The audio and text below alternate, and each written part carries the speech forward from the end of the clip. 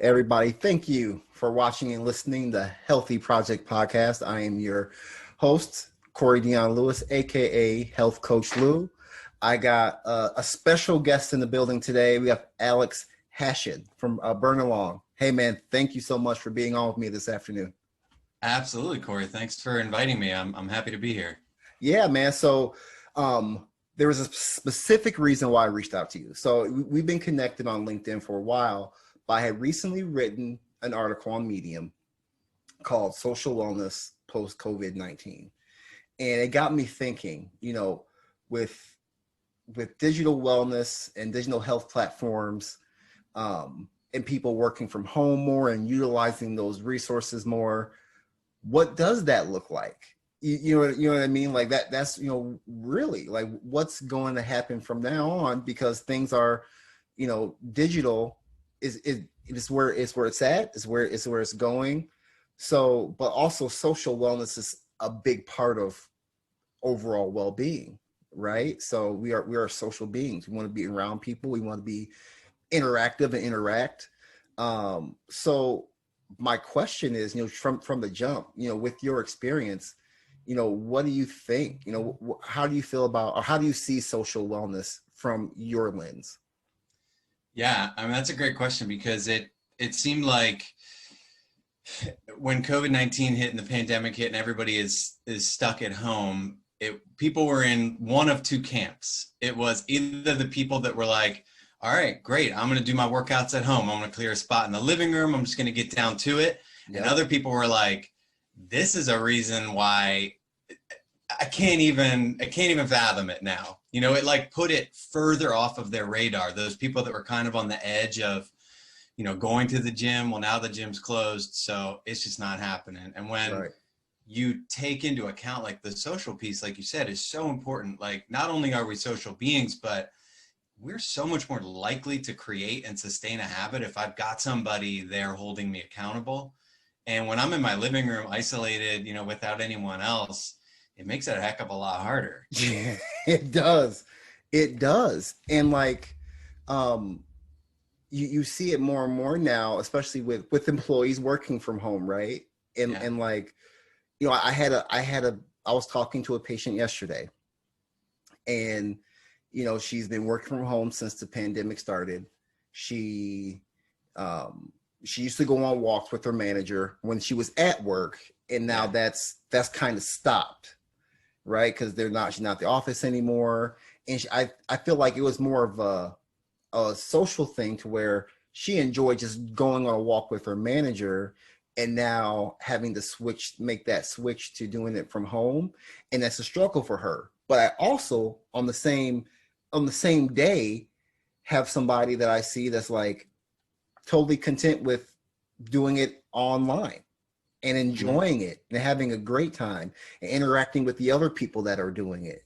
And she's getting that social engagement through that. So it's almost like for one, it really depends on the person, but also, I mean, you still can have a social relationship, or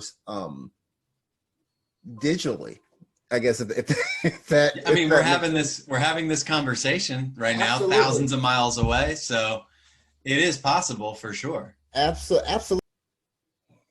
Great. So yeah, man. So this social wellness, have you noticed in your experience, how much of the social part of wellness do you experience with the people that utilize your platform, are just people you've coached in the past? You were a personal trainer at one point, right? Yeah, still am. A personal trainer. Yeah. Yeah, I mean, I want to uphold that certification as long as I live. I mean, that personal training for me was the thing that like really ignited like a passion for work in my life. And although I don't have like clients per se right now, I would love to again at some point, and I want to be up on the ball. But yeah, it's so different. I mean, everybody's so different to begin with, right? And now we're all stuck in a social atmosphere and an online atmosphere, looking for that social interaction. That's one of the cool things about Burnalong, is that we are an online video platform, but we're also, a place to create social connections. One of the cool things that we do is the ability to take classes live with other people. So for instance, you and I could schedule a yoga class for tonight where we watch one of our on-demand yoga videos, but I can see you, you can see me, we can chat back and forth, motivate each other, like that gym class experience, but from our respective living rooms with the people that we trust, and just kind of, keep churning and burning and having that kind of relationship. Yeah, I think I would like that, especially right now, in this time. Like, you want to be able to do something from the comfort of your home and still be able to connect with other people. But what is the, I guess, going forward, right? Do you see this being the norm of people just wanting to be in the comfort of their own home and not going out as often? We've seen what's happened so far. I don't know how it is where you're at, Alex, but here, people, as soon as bars and things open, people were out. Next thing you know, numbers went up and they shut bars down again. Yeah. You know what I mean? So like, where is the common ground of going out and interacting in person and being able to touch somebody and then doing that from the comfort of your home? I think there's a big difference between going out and touching somebody. That's people are gonna be like, let's not go. Let's not get crazy, Corey. Air fire. Answer yourself, brother. No, it's a great question though. But I think what it has done is it's brought virtual to the forefront of everyone's mind, whether it's virtual fitness or virtual meetings or virtual learning. Everybody's like, all right, this is an option now. And more importantly, I have to be prepared to take that option if something like this comes up again, or if the person I'm interacting with prefers to do it this way. I think it's just shifted the way that we interact in general. So hopefully it gets back more towards, shaking hands, hugging and all that stuff. But in the back of our minds, like, this is always going to be here as far as I'm concerned. Yeah. For now, this is what it is. This is what it is right now. And I think you're right. So like, for me, when I think about it now, is like, okay, from a coaching perspective or a personal trainer, because I'm not a personal trainer, so I would love to get your insight on this. When you get back, say one day you get back to having a handful of clients. I know you're busy right now, so you don't have clients, right? What does that look like, over the internet? I guess trying to coach somebody over the phone or over a Zoom or over a Burnalong platform. There are certain cues that, that I look for that are beneficial when I'm seeing somebody in person. Definitely. And those cues aren't there, with, online clients, or you don't really see it or things like that. How do you, as a coach, as a personal trainer, how do you work through that? That's a great question, because with personal training, you're not only looking for the cues, but those cues could determine if somebody gets hurt doing the exercises. So it's like stepped up to another level. It's not just like reading facial expressions and posture and stuff. It's like, if they don't have the correct posture, they might actually damage themselves. And we don't want that, obviously. So I think this is cool. I haven't really thought about this, but I think it's going to take personal trainers to the next level, and it's going to really challenge them to adapt. So if they are stuck doing, online sessions with people, they need to adapt their workouts so that they are effective, but with the least amount of risk for the client based upon the interaction that, we're given. So you can give verbal cues, and I can say, hey, Corey, be mindful of this or that, but it is different from like actually being there and guiding someone or spotting someone. So I think it is going to challenge personal trainers to like just kind of up the ante and make sure that the programming that they're delivering is as effective but safe as it possibly can be. Yeah, that's great answer. I totally agree.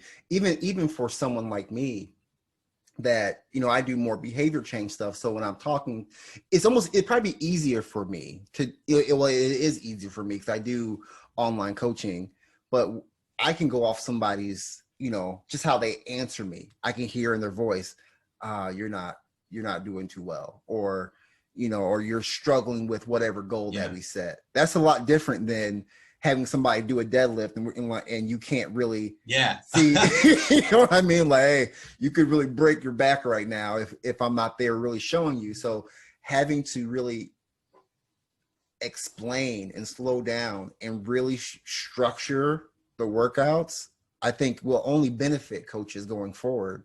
So I definitely agree with that.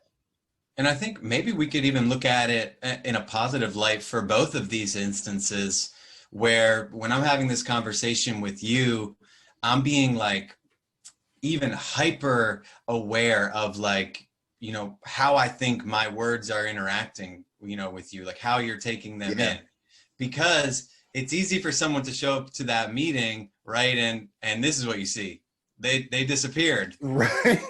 Right. They don't want to show their face. Right. Or it's easy to like put on a show and when we're stuck here, it just might be a nice challenge to like really, really listen to somebody for once. Yes, active listening. That's one of my key things that I try to focus on is really actively listening to somebody, because they're telling you stuff without telling you stuff. You gotta really listen, Yeah. So I know you really focus on employee health, right? Employee wellness is kind of the department you focus on. Yep. So I read something a few weeks back that I actually put into the article where employees, when we were in the office, right, employees were more likely to make a change, a healthier change, when they noticed or they saw other employees making a change. Specifically, they were talking about smoking. So I think, and I'm going to butcher the numbers here. My phone died, so I can't look it up. But it was like 74% of employees quit smoking when another employee quit. So like that social support was beneficial. Or if one employee ordered a salad for lunch, it almost kind of, you got a healthier option too, because you didn't want to look. It's like positive peer pressure. How do you see that going forward in a work from home setting, going forward with employees right now? Yeah. So what we do with Burnalong, what a lot of companies have done with like digital wellness, is implementing challenges. And like I love our challenges. Our challenges are based upon minutes watched. So real quick recap on Burnalong, we've got over 5,000 videos and 45 different categories. So there's literally something for everyone, which it breaks down a lot of those limiting factors for people, and we try to get them involved. And when they're in a challenge, they can see themselves against their fellow employees, and this little pretty orange bar that fills up as you complete your minutes. So if I see that Corey's bar is like 80% full and I'm at 30, and you and I are used to bust on each other at the water cooler or whatever, I'm gonna like hustle to fill my bar up too. So it still can translate, but it's just a matter of getting it in front of employees, making it relatable and accessible, because we don't have as many interactions as we once did. Yeah, it's not like, you're walking down the hallway, you bump into an employee anymore. I mean, there are some places like that. I mean, not everybody's working from home right now, right. But for the most part, a lot of people are. So, and it's not, it's not that you see them in the hallway, you kind of chat and you say, hey, yeah, I'm doing this. And you can kind of encourage each other there. Now it's getting, you can still have that encouragement. It's just online now. Yeah. And I think it challenges employers or, HR teams or whomever is like in charge of motivating people and bringing these options to them to step it up. So whereas it might have just been an announcement at a morning meeting, now it's a message, a wellness section in their Slack channel, or, a Facebook group, or other ways of interacting with people and giving them opportunities to enter into these conversations without feeling like they're being forced into these conversations. Yeah. I want to just give I'm new to editing videos. So I'm going to try to put a round of applause right here, because give it up for HR professionals right now. Once this COVID thing Yeah. hit, they had to put in serious work. So Yeah. good. Yeah. I agree. Because I couldn't even imagine. And those were some of the most taxed, stressed out, busy people to begin with. And now they're Yes. like, shoo, like to Yep. the moon. Yep. And they're picking it up, man. They're doing it. They really stepped up. Yeah. So props to all of them as well. yeah, kudos to you. And that's a great segue into the next thing I wanted to get your expertise on. So when it comes to employees and stress, it seems like because of working from home, the kind of the gift and the curse is you're at home, and there's that benefit of, you know, just getting out the bed, going to work. But also it seems like a lot more employees are working longer hours because they can't get away from work. Yeah. How do you know, what would you recommend for employees or somebody who's struggling with just can't get away from work, or they see a email pop up, so you go check it real quick even though it's way after hours? Yeah. What are your suggestions for someone to try to get away from work when it's always in their face? Yeah, that's a great question. I mean, it's something we all struggle with. I think number one is like develop a routine. You know, so where your routine used to be, you wake up, you make your coffee, you drive to work, you're at work, you drive home, you do family life. Now it's you wake up, you make your coffee, you're already at work like right away. So Yeah. maybe you start your day with like a 20-minute walk outside, you know, or 10-minute, 5-minute, whatever it may be. Like put yourself in the mindset of like doing something good for yourself. I'm a big proponent of if you can do one thing positive, whether it's making your bed or going for a walk or doing 10 push-ups first thing in the morning, it sets off a cycle of good things for the rest of your day. And if good things don't happen, at least you started the day with that one good thing. So that's my first tip, is like start with a good habit. And then secondly, if you can separate your work life from your household, all the better. So this might look like a fancy corner office, but it's actually a big closet that I turned into an office so that I'm not sitting on my couch with my laptop, because I feel like the couch is where I'm going to go tonight. But if I'm there all day, the laptop's still going to be there, and then work is still going to be there. So being able to like shut the door to this closet office and be like, I'm done for the day, is really mentally helpful. That's really my biggest thing. And then, you know, you always have your phone on you. So as much as you can, just try to leave it in the other room or whatever. What are you doing in terms of that? Yeah. So I work at a hospital. So I have not worked from home through this whole thing. Oh, wow. But I have worked from home before. So before I became a health coach in a clinical primary care setting, I was a health coach for a large corporate wellness company, and we worked from home. And the advice that my supervisor gave us when we first started working from home was, one, always change your clothes, have your work clothes. And yeah, oh, that's a good one. Why it was very beneficial, because it was like I would change for work, even though I was just coming downstairs to my basement. I would change for work, and then once work was over, I changed out of those clothes into like my at-home clothes. Yes. And mentally, that was the change.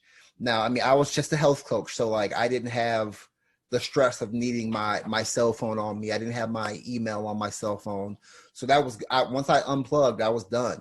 You know, mm-hmm. So that was very beneficial information for me, because as you work from home, what I noticed was, and one thing else I had to do was I had to take lunches.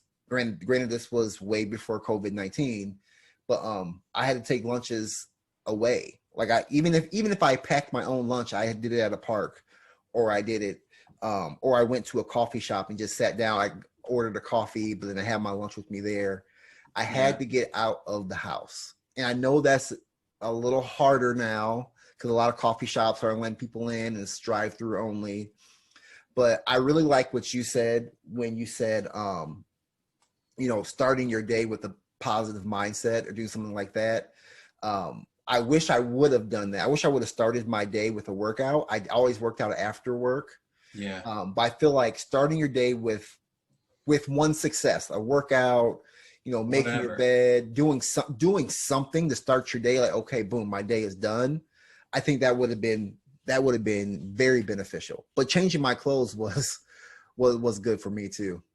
Yeah, that's a huge one. I do that as well. I mean, I got my khakis and belt on right now, and when we get done with this call, I'll go put my shorts on and t-shirt and hang out. But it does put you in a good mindset. Yeah, I think the social thing, Alex, for me, the more and more I talk about it, it really is, your mindset going into it. Like if you're going to feel like, oh, I can't see my friends, if you're just being like kind of like a sourpuss about it, it's going to affect you a lot more. But Right. what this can do, your friends are just a phone call away too. You can still have a conversation with people, or you can Yeah. still with the Burnalong platform talking about it in an employee wellness or in a wellness perspective. You can still interact with people through there and do encouragement. There are things we can still do. Yep. You just gotta. I don't think anyone really cared about going out until you couldn't. Right. Like until you couldn't. It was like, oh, well, I wanted to go to the bar. Well, you haven't been to the bar in 5 years. You didn't. No, care. you're completely right.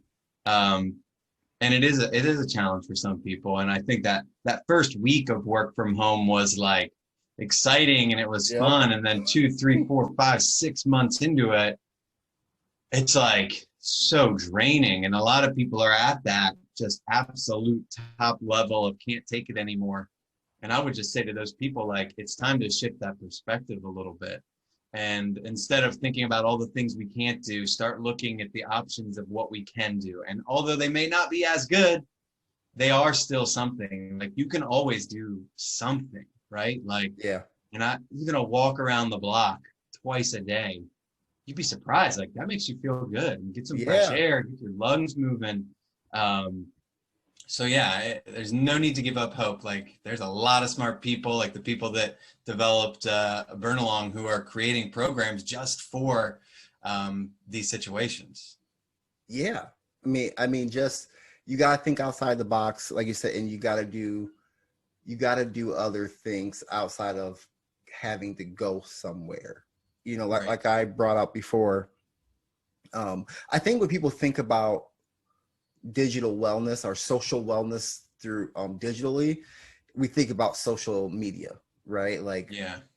connecting on Facebook or connecting on whatever social media platform people use.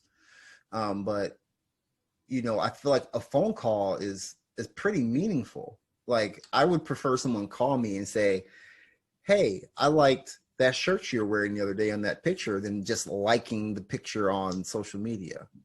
I could not agree more, man. I'm kind of anti-social media, or like, try to keep that to a minimum. I feel like Yep. that kind of dredges up some some bad thoughts in terms of what my life should be compared to your life and all that. Right. And whenever I see a birthday notification on Facebook, if I've got that person's phone number, I'm texting them. Yeah. And I feel good about doing that. And then sometimes it starts a conversation, and I've like reignited a friendship that, had been kind of dormant for a few months. Absolutely. I mean, I would much rather, or if I don't have the number, just a direct message to them. Yeah. I feel like it Just as is good. meaningful. It's just Just as good. And I'm one to call somebody. I think it's more. I think just a random like on something is. I mean, we all do it. You're just thumbing through, and you Yeah. see somebody. Oh, okay, cool. You It's don't even know what they're superficial. doing. It's very superficial. Yeah. The picture could be like, I hate everybody. And you're like, oh, hey, that's my friend. Like, and you're like, you don't even know, you don't even know what he's saying. You just know that you know him. You don't know what his Yeah. message is saying. But I feel like, and I hate to be the old guy that's like, this generation, conversations can be hard, but we have to have that conversation about, hey, it's a new time, and if you want to be beneficial, you want to have that benefit of social wellness, Yeah. picking up the phone and calling someone and talking to them is going to be important. Yeah, and those are skills that we all are losing a Yep, little bit, unfortunately. absolutely. Absolutely. Um, just the ability to be like, "Hey, how are you?" and have a little awkward silence. That's super uncomfortable for a lot of people, but I mean, it is so valuable, and you feel good. You feel good about making the call. You feel good about getting that call. I think you've kind of inspired me to make a couple of calls this week, myself, because it really is important. Yeah, I mean, and you like you said, I was kind of rusty too. Once I started the podcast, because like I never, I mean, I am a social person. I don't mind talking to people, but Yeah. just haven't done it. And I had this, Yeah. I had this itch to be like, you know what? I'm tired of just having LinkedIn connections and not knowing who they are. So I'm gonna start Yeah. talking to them and like, oh well, I want more health and wellness connections on LinkedIn, not specifically to sell anything. I just want to you learn so much. I've learned so much from everybody that I've interviewed. You know what I mean? So it's like I'm getting that benefit from my LinkedIn connection. Like I want to start talking to these people. So even every LinkedIn connection I have, I try to set up a Zoom call or a phone call because I want to be able to talk to you. You know what I mean? And Yeah. talk to those people. And yeah, I don't know if you listened to my very, very first podcast. Luckily, it was with a friend that I knew, but it was awful. Oh, so you're hard on yourself.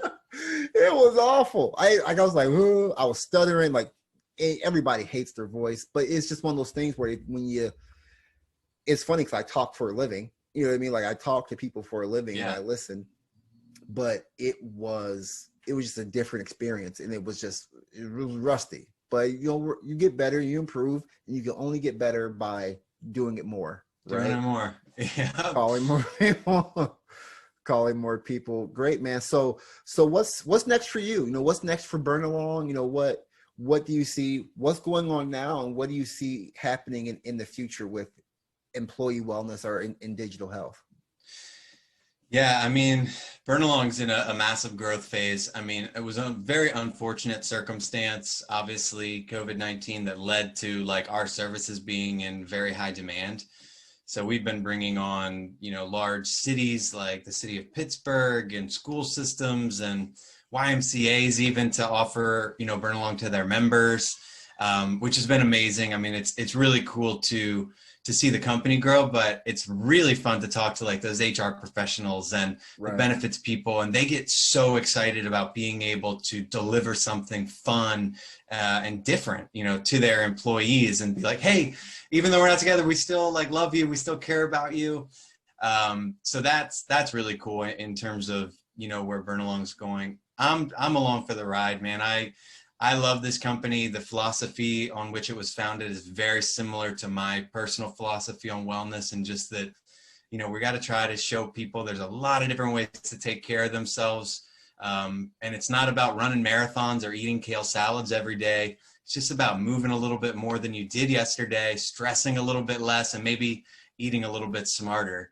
And that's going to lead to long-term success. And I itch like terribly for those interactions with my clients where they had that aha moment and they, credited me for helping them get healthier. So now I get to do that on a bit larger scale through Burnalong. And that's my drug, man. I look for that as much as I can. Cool. I mean, that's awesome, Alex. People look for that their whole life, trying to find that profession and that company and that job that they get that feeling from. So that's, man, be grateful for that. That's amazing. Yeah. That's amazing. Thank you. And it also, when you find a company that fits with your values, and you can't beat it. You can't beat it at all. No. Cool, man. Well, this has been a fun conversation. Thank you so much, Alex, for your time. Thank you for your expertise. So if the listeners want to learn more about you or Burnalong, how can they reach you? Yeah, I mean, you can obviously send me an email, alex.haschen@burnalong.com, or just go to burnalong.com and learn a little bit more about what we do. And and one of us will be happy to help you out. Awesome. Well, hey, Alex, again, thank you so much for your time. Thank And you, guys, Corey. thank you for watching the Healthy Project podcast. I'll holler at you next time. Bye.